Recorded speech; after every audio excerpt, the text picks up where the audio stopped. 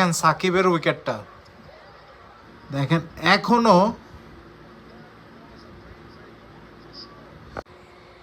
এই পোলার এখনো এত ভালো সুন্দর স্পিন হয় এবং একটা বাংলাদেশের অ্যাসেট, এবং সে কোনো বাংলাদেশের কোনো পলিটিক্স করে না, কোনো কিছু করে না। এখন তাকে হয়তো বা নামানো হয়েছিল একটা পিকচার হিসেবে, একটা ইমেজ হিসেবে। সাকিব আল হাসান দেখেন যে সেই ইচ্ছা করে কোনো পলিটিক্সের নামেও নাই, ব্যাটিংটাও তার নষ্ট হয়ে গেছে মানুষের গালাগালিতে। দয়া করে এই ধরনের বাংলাদেশের সম্পদগুলোকে গালাগালি দেওয়া বন্ধ করেন। নিজেরা তো কিছু জীবনে করতে পারেন নাই, মানুষের বাড়ি ঘর দুয়ার ভাঙেন, মাশরাফির বাড়ি ভাঙছেন কোনো কারণ ছাড়া।